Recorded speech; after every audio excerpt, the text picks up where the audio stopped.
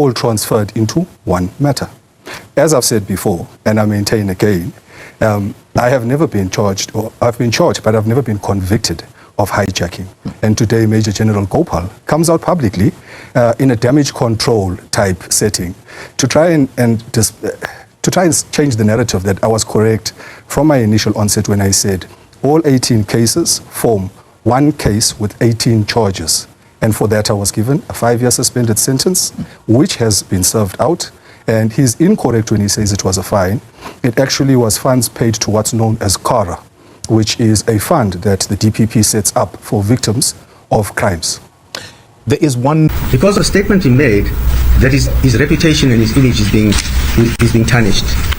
I think we have to reflect on this number of cases and look at the cases, both from the vehicle crime cases, and you look at the other cases that involves some form of aggression in terms of allegations against him.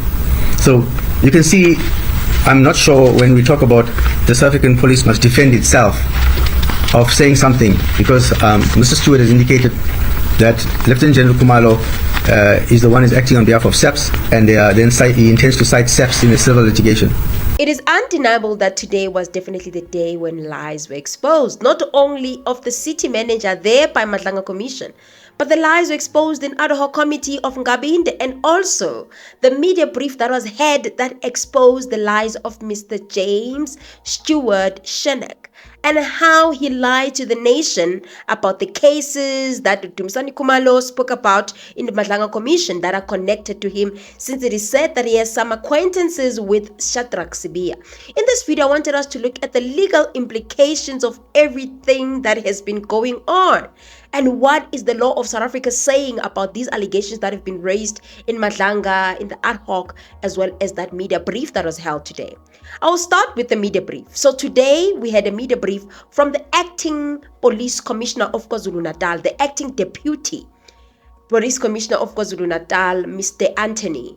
And the Major General Anthony spoke about Mr. Sharnick and how he was implicated by Dumisani Khumalo and him denying those allegations thereof. In the case of Mr. Stuart, he is vehemently denying that he was charged on 18 cases. He says he was charged only on one case with many counts. Now, members of the media, I want to then go into one aspect which compromises the integrity of investigations in the province of KwaZulu-Natal, because it then leaves one to ask the question, if he says it's only one case, what happened to the other cases that were serious charges levels against him? And I think what sparked this whole thing was him yesterday making or opening a case of defamation against Lieutenant General Dumisani Khumalo. And the worst part, I always say this, why go to the media? And I think I did say it in the video that I made after he went to the media, that this was a bad move. And now I'm proven correct once again that that was the worst move that he has ever made. And him now going to open that case made the matters even worse. What are you accusing General Khumalo of? Well, morning to you and your viewers. Number one, we've got to start with the lies that he put on record, that I've been convicted of 18 hijackings. I haven't been convicted of one hijacking in my life. I've got my records from the LCRC. Which then informed the media brief that happened today. So there's a lot of things that were discussed in the media brief. But before we can get to the understanding of what happened in the media brief, let me just give you an introduction of the law, especially based on what Mr. Sharnick said. So Mr. Sharnick said that there was one case, he had one case which he was charged 18 times in that one case, of which today it was proven that that was a big lie. And indeed, that was a lie. I did say it in that video, which I will attach it at the end of this video so that you guys can watch that video as to what he said in the interview that he had and how he answered with regards to the allegations that were raised by Lieutenant General Dumisani Khumalo. We have looked at 29 criminal case dockets. Where? So you have been listening to a version of 18 counts. You heard the story of 18 counts on one case. I'm going to show you a picture of unpacking 29 cases against this particular individual in the province of KwaZulu-Natal and what types of crimes it relates to. Law or there is a rule or a principle, a common law principle that is called the nemo debit bis verseri pro ediem causa. That is a Latin word. I know it's long. I might have pronounced it badly, but that's how it looks like. I will put the name here. But what's the meaning of that is that no one should be punished twice for the same offense, meaning that we cannot commit what we call the double jeopardy. So when someone has been charged or has been sentenced over one crime, a particular crime, you can't now sentence them again for that particular crime. And also, when you look at section 35(3) of the Constitution, it says that you cannot try someone twice, especially when they have been sentenced or acquitted. It's the same thing with the section 106 of the CPA, the Criminal Procedure Act. If you have already been acquitted, I cannot be tried on that particular matter. And they call it a plea of eutraeus conviction. So this plea of eutraeus conviction is the one that says that you cannot just try someone over and over again. So looking at these principles and the Constitution together with the legislation, which is the Criminal Procedure Act, you get to a point whereby you understand that there is no way that you can try someone more than once on a crime. So high chances Mr. Stuart was lying. There are 18 case dockets, a combination of hijackings and theft of motor vehicle that we are talking about. These dockets at the time of investigation we did not see how it ended up into being centralized, but it became centralized to the Serious Organized Crime Unit within the Directorate of Priority Investigations. This is purely from looking at the physical docket before us. We're not talking about anybody making a statement somewhere. We're talking about a physical inspection of every docket. These dockets come from all over KwaZulu-Natal. And members of the media and the public, I will start to cite some of these dockets specifically related to theft of motor vehicles and hijackings. Now we have this whole basis, this foundation. Let us now understand what was happening in the media brief. So in the media brief, the acting deputy police commissioner said that actually there is 29 cases that are linked to this guy. And before we can go far, there were attempts, actually it's not even attempts. Someone from Pretoria deleted the database that has these charges that are connected to Mr. Sharnick. In the process of profiling Mr. Sharnick, we had to understand there's a number of things that comes up that makes us ask some questions. One of them is this issue of him having a criminal conviction where he says that he's cleared of that. He doesn't have a criminal record. When we look at the criminal record system, I'm unfortunately here to tell you that during the month of January this year, we went into the system to do an audit of this part of his information. In our course of doing this preliminary investigation, on the 16th of January, at 16:58 in the afternoon of that day, a particular employee of the South African Police Services went into the criminal record system and made some adjustments to the benefit of Mr. Stuart Sharnick. That's why Mr. Sharnick is so confident to say there'll be nothing on the system. So, unfortunately, I told you guys that our system seems like it's advancing in the police. They were able to catch that something like that happened. That's a very simple answer, and the answer is no. He's confirmed in KZN. He does not know of me knowing anybody in KZN in the top management structures. I only know the people that I have mentioned previously, like General Shadrack Sibia, like General Khumalo, and like General Masimula. I've been open about these matters, and all three of them I still hold in extremely high esteem, and I know General Khumalo wouldn't interfere in any cases to help me in particular. I know that General Shadrack Sibia has never helped me and will never help me commit crimes within the SAPS space, and neither has General Fani Masimula helped me with anything like that. So then what happened with the brief is that there's 29 cases that are linked to this person. 10 of them are motor vehicle theft. And then 8 of them are carjackings from the 18 that it was said that he was convicted on, right? So the other ones, it's still charged. I don't know if he's still going to court, but other ones, there's others, I think there's still investigation. Khumalo did break it down. But with these 18 ones, it's when he was convicted. But there is a lot of crazy things, or you can say questions around that. And we'll get to what is going on actually with the NPA and everything when it comes to that. Syndicated. If you understand organized crime, it is syndicated. In most of these dockets, Mr. Stuart is the one who had sold these people who had possession of the cars. In some instance, he was in possession of a car. But in majority of the cases, he sold these cars to people. And when you go into these dockets, there are very common actors that facilitate and enable organized crime to take place. From a scrapyard dealer, to a police clearance, to a registration of the vehicle. There's a whole chain involved. So these cases, I want you to understand this foundation. These cases are not just cases that happen in one environment, whereby he just committed car theft maybe in a city in KZN. Let's just say maybe he committed theft in Westville only. No, this person committed theft in Hillcrest, they committed theft in Richards Bay, in KZN. Most of them are KZN. Others at Town Hill, Pinetown, Durban North, Westville, and these cases involve theft, house breaking. There's many of like different kinds of cases, but most of them are involving carjacking and theft of motor vehicle. So this person then had to go and face the law. So in that docket, there's a lot of compelling evidence that suggests a lot more than what the plea was made out to be.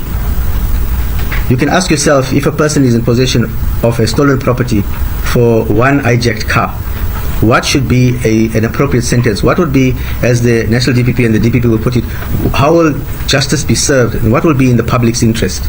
For a person who is a victim of carjacking, where the person who played a role in whichever way, whether it's a role of facilitating that hijacking or whether it's a role of receiving stolen property and selling them and creating a market for it, whatever the role, there's trauma in carjackings to the victim.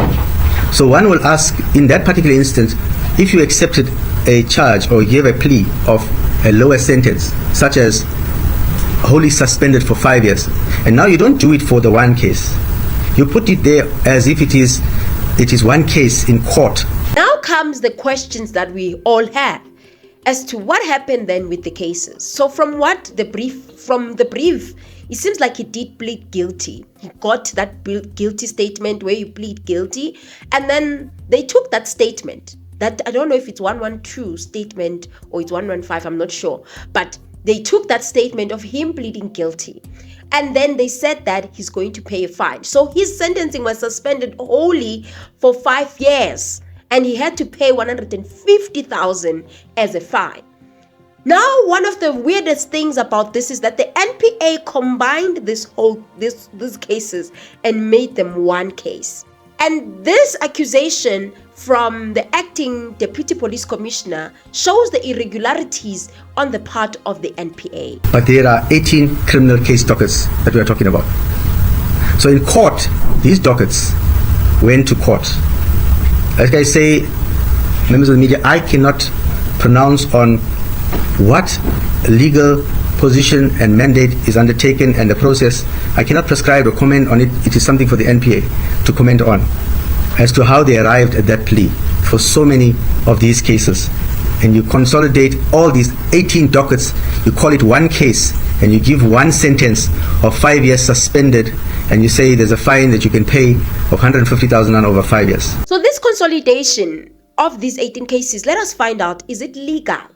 Right? Let us look at the law, especially when it comes to Section 18 of the Criminal Procedure Act.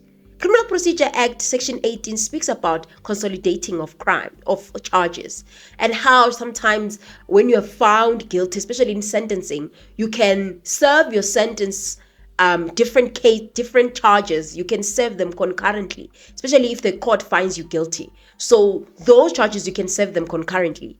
But now with this matter, the weirdest part is that these cases are all committed in different areas, but the prosecution decided to consolidate them and make this person to serve them concurrently, wholly suspended for 5 years.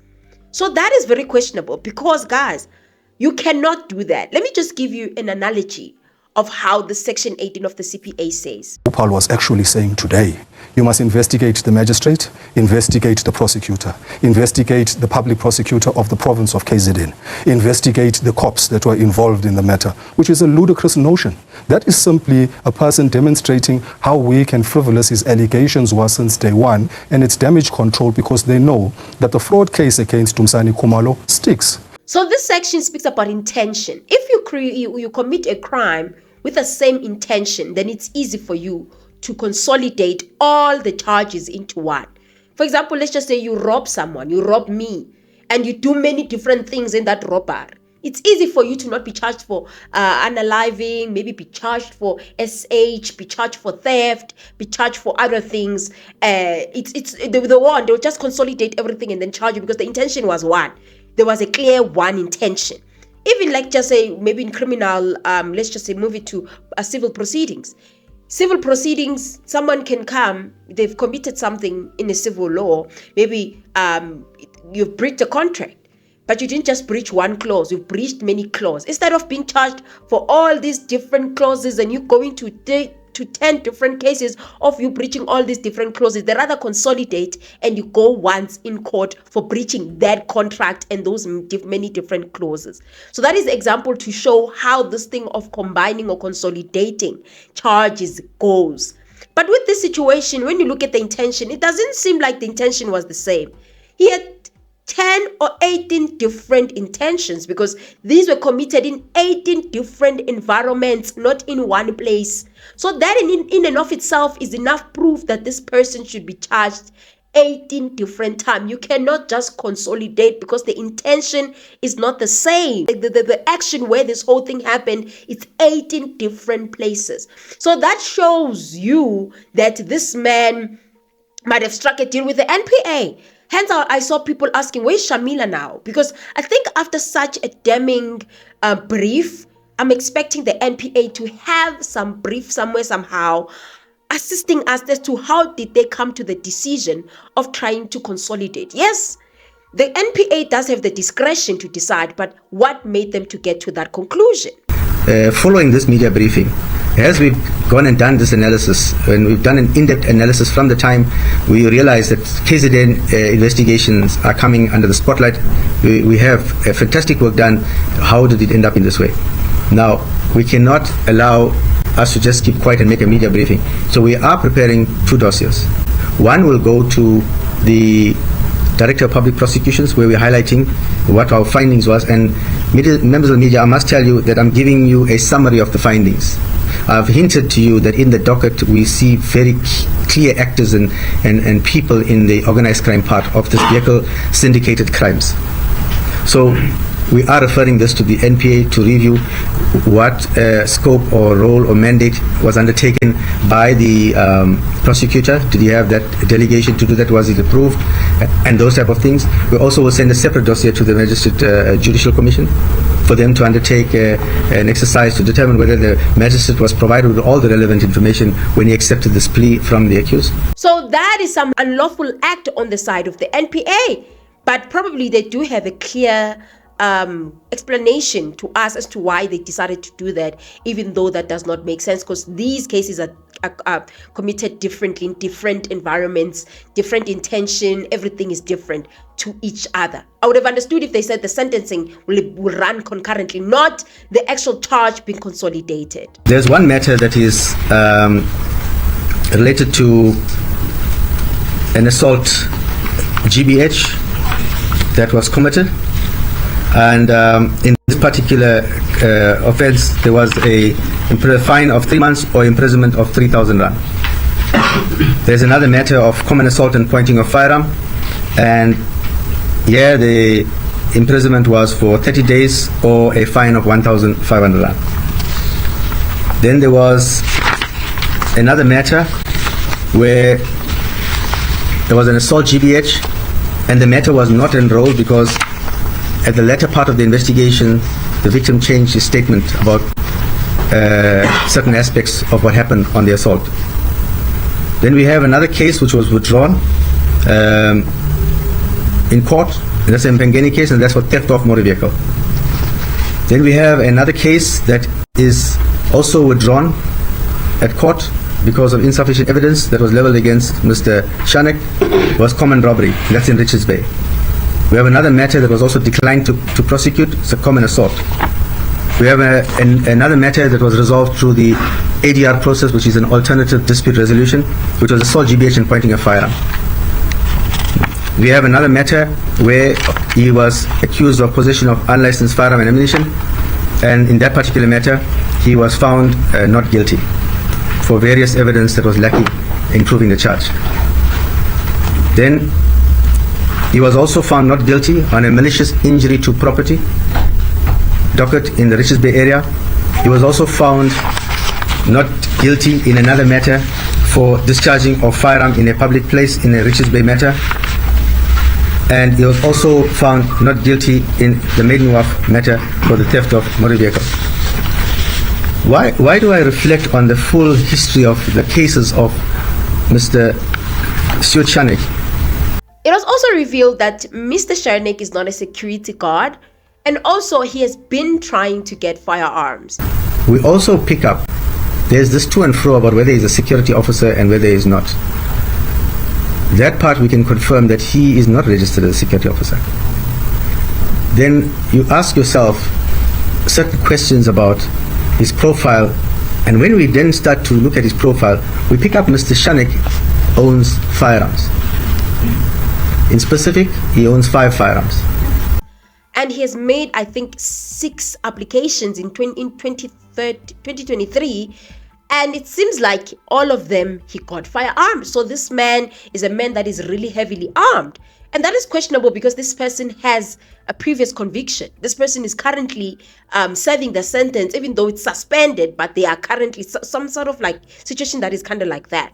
How did this man have a firearm, especially when you look at the type of crime that he is accused of? Hijacking, carjacking, and theft. All of that should, ensure that they just give him a license for him to hold a firearm. We ask ourselves a question: how will a person with convictions acquire a firearm license, and for what purpose? When we go into the systems, we then start to understand the process that was unfolding for him to acquire these licenses. I want to take just a minute to unpack these application processes so you understand it. And also, he has applied for the competency certificate a lot of times. So that shows you how skeptical he was. He knew that he was not supposed to have these things. But I'm assuming that probably him and Sibia, their relationship dates back to those years of 2023, because it seems like that is when he started being able to dodge the system, change everything, probably including the deleting of those charges being connected to him around those times, because he needed to get these firearms. So they had to delete the charges that he's faced with so that it would be easy for him to get the firearms. And I'm a sports shooter. I shoot in clubs, club shoots. I'm an avid gun fan. I'm extremely well trained when it comes down to firearms, and I enjoy the outdoor life 100%. And that comes from the point in time when I was attending my cases. So while you are attending a pending case, it makes no sense for the firearm control officer to issue you with a competency while you are currently attending a case. But why would there be a denial of a firearm to you if the case that you are attending has no connection whatsoever to you threatening people's lives? It's just part of the process, Koli. And this, it's just so crazy that the Deputy National Police Commissioner is involved with this man. This scam of a man who even lied that he's part of the legal team when he's not even a legal team. He knows nothing about the law. So that should show you the type of criminality and criminalism that we are dealing with. Moving right along to Madlanga. So Madlanga, there was a lot of labor laws that we discussed, but I'm happy that they did try to iron that up, because the labor laws were mostly about the issue of whether they can get outsourced legal services or legal representation, of which that's what happened with Mkhwanazi. This is not about protecting the interests of the municipality. I indicated yesterday that if indeed there was a scarcity of resources, there should be a report that is generated. There's a report that must be generated. If there's a scarcity in Mkhwanazi's division or unit, my expectation is that as a manager, he generates a report, which report, at the end of the day, if we are going to go out and source donations, is there to say that indeed there's an acknowledgement by the institution, not by staying. not by staying. And they're raising these questions as if now they're saying, if indeed there's anything wrong that has happened, it's Chief Mapie and Chief Peace that have done something wrong. You say management doesn't write this way. At page 348, we do have the names of the people, and you say the letter is widely circulated. The one is Advocate Njabulo Zulu, Legal Advisor. The other is Thabo Makwiting, Acting HOD, Corporate Legal Services, and both their dates are the 13th of December 2023. Apart from, we don't know who is the I that is referred to, unless Zulu and Makwiting make one person, and therefore that I. Are these people even legally qualified? Are they employees of the city? I'm asking in all seriousness because this is a nonsense document when you read it. It's bad, and I'm hoping that we can cut through this and just get straight to what this is. Are these people employees of the city, and are they in a legal department? Do they hold degrees, law degrees to qualify them for those positions? Do you know? Thank you, Madam Commissioner. Yes, Madam Commissioner, these are employees of the municipality employed in the legal department.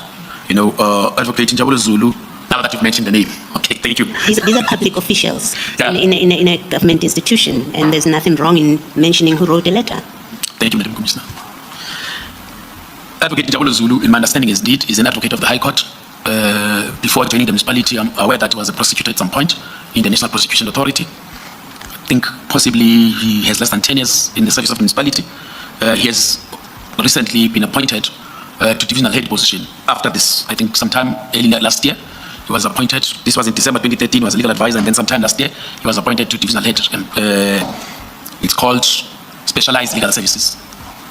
And then Thabo Makwiting was a legal advisor in the municipality until October 2023, where he was promoted to the position of divisional head. I'm not sure exactly what he's responsible for, but when he signed this letter, it was 2 months in the position of divisional head. If you were to ask me, Commissioner, what are my thoughts about this letter? My first thought about the letter is that they are not the authors of the letter. My first thought. Why do you say that, and who do you think authored the letter? It is Advocate Kemi Behar who was involved with Mkhwanazi and City. I believe that the letter was prepared, whether they were involved or not, but Advocate Behar would have known about the letter and the preparation of the letter. I believe that they would have taken leave, and then indeed these two would have signed the letter on his instructions. Whenever Mkhwanazi was implicated, the city manager will find reasons for them to hire bogus lawyers from outside. The Commission is able to see a pattern whereby Dr. MASHAZI, Mr. Shega, and Advocate Behari used labor processes, suspensions, special leave, disciplinary proceedings, even terminations, to frustrate and get rid of employees who opposed their unlawful conduct that relates to Brigadier Mkhwanazi at the time, up to the point where he became even the Deputy Chief of Police. Lawyers such as Advocate Behari, who didn't see anything wrong with the conduct of Mkhwanazi. So all of that was against the labor laws that they had there in the municipality, because the labor law said that you cannot just go and outsource legal representation. First, the person needs to represent themselves or represent themselves with the legal representation that is available in the municipality, not outsource. There should be an application that you should make in order for you to outsource legal representation. Vehicle registrations, and it says at the time of vehicle registration, the benefit would have accrued to the city had the deal been approved. So there is an acknowledgement that there was no approval, right, of the transaction. And then two, it says the costs incurred in the registration of vehicles was a step towards obtaining the benefit on behalf of the city. Right? Mm-hmm. And then you then further go on to, and so it says, let me finish off the paragraph. It will be challenging to argue that the registration costs constitute prejudice to the city. But right, we know that that was reversed, right? That the registration cost should not be viewed in isolation, but as part of an entire process. And then if you go to paragraph 8, it says the vehicles were not registered fraudulently, as explained above. It is difficult to see how CAT benefited from the registration of the vehicles as they transferred ownership to the city. We know that's not true, right? And that's the problem I have. There was never a transfer. Okay. There was never a benefit that accrued to the city at any given point. Yes. Even the paragraph 6 that Madam Commissioner was reading, at the time of vehicle registration, because by the time you register the vehicle, the ownership must have transferred. You start first with ownership before I register the vehicle on the system. Yes. We deal with the issue of ownership, you know? Yes. If indeed there is a donation of a vehicle, before we go and run and register this vehicle, I must first have the ownership of the vehicle. We must deal with whatever transaction that must be entered into, where indeed you transfer the ownership to me and then you register the vehicle on the system. The registration thing is a system thing, but the actual transference of ownership has not happened at any given point. And that is the nub of this problem. There was never, because the processes, and it's where a legal department effectively says indeed there was no compliance with the policies of the municipality. They agree in paragraph 7. Failure to comply with internal policies relating to donations does not translate to fraud. So there is a failure to comply with internal policies. So even if it does not translate to fraud, let's give them that it does not translate to fraud, but it translates to misconduct. It translates whether they were negligent in terms of their non-compliance with the policies, or they were dishonest in not complying with the policies. That, you know what, your finding of non-compliance to policies is irrelevant. That's why I call this a funny letter. I heard Madam Commissioner even using a nicer word of a nonsensical letter. But what does this mean, therefore?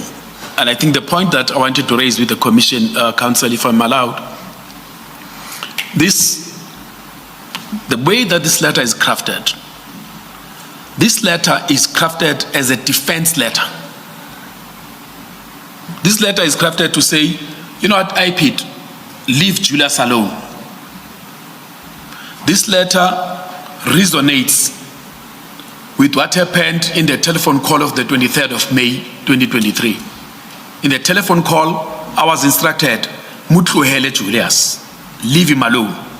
And it's so shocking that when it came to Mkhwanazi, every time legal representations would be made available, but whenever it came to other members of the EMPD, they would be dismissed and suspended without them getting the chance to represent themselves. So that is one legal aspect that I think is worth talking about. And I also want to talk about how Mkhwanazi actually had the extramural activity with the city manager to a point that they would go to each other's Christmas party, celebrate each other in that form.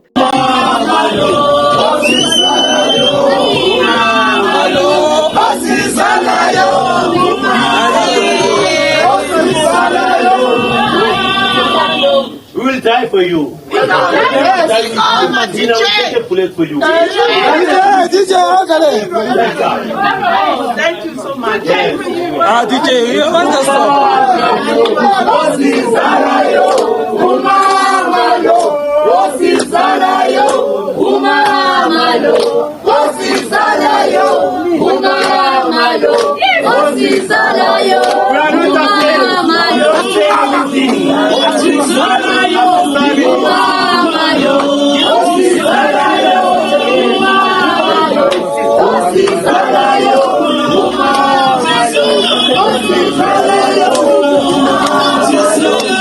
And that showed that these people had a strong relation, and made me think about how people, when they're drunk, people when they're drunk, they do things that they've always wanted to do. And I definitely believe someone who's drunk than someone who's not drunk. I think that those people sometimes have the bravery to say things that they've been afraid of saying. I don't drink alcohol, I don't party, I don't do those things, so I cannot really attest. But from what I would see from people who are drunk, maybe they meet you on the road, or maybe you're staying with a family member. When they're drunk, they speak more, they will tell you how much they appreciate you, they are proud of you. But whenever they're sober, they will never tell you all those things. So I'm basing that on that. So I think their relationship was basically about that. And I also think that it's worth noting that these labor relations in the workplace, what is going on with the city manager and Mkhwanazi, I don't think it's foreign. We've seen a lot of people, even I myself, I've worked in an environment where a principal will go out with candidates, go and eat some meat somewhere, form strong relationships with them, celebrate their achievements, but other candidates will not even care about others. And that goes to show you the type of relations these people have, or supervisors and staff, and these people end up getting certain privileges that you as a normal employee won't get. And when you report such behavior, people in the higher places don't care. They don't really hear our cries or do something about such behaviors in the workplace. So the failure to thoroughly investigate risks the city in any further processes herein. IPID says discipline. That's all. And I don't know why people are so scared about discipline. You know, discipline, it's a normal process of an employment contract or of an employment relationship. Subject an employee to discipline where there are questions about the employee's conduct. I'm not shocked that these people have outside relations and extramural activities. I think we've normalized such behavior in workplaces where we see superiors mingling with juniors, and even giving those juniors certain favors because they drink with them, they chill with them, they have those chilly vibes with them. Whereas when you don't want to engage in that, they feel like whenever you're uptight, whenever you're excluding yourself, whenever you have attitude, you have moods, you have whatever, that is because you don't want to make the work relations to go above that. Because whenever you do that, you open space for unfairness in the workplace. You open space for people to, you know, ride on you and disrespect you in a way. So I think that's what happened. And then Mr. Nkabinde concluded his testimony by talking about how his family was terrorized, as well as he even lost his position at the workplace because of the relationship of how he got dismissed at work. When I was served with the pre-suspension letter that we've looked at earlier on, I was approached by 3 Metropolis officers. Recall, commissioners, that I described how the offices are situated. I was in the building where Mr. Sheka sits, and then I was approached by 3 Metropolis officers at the parking lot. I mean, it's an open public area where I was served with a letter saying I must go home. You know, I mean, I come from my boss's offices instead of in the privacy of an office. You know, I was given a letter in public. He got that bad name in a way. So yeah, that's one of the things that Mr. Nkabinde spoke about. So it was a beautiful testimony. I don't know what you think. It was very administrative and very educational. And it's easy for one to get bored because at the end, it was like, yeah, he was just expressing himself. He was just here to relive and tell his story. In the early evenings, it was already dark, something to 7. I received a call from my wife indicating that there were police at my house with sirens and blue lights. I stay, commissioners, in a relatively quiet suburb, Faramia in Benoni. And the street that I stay in, next to my house, is a estate.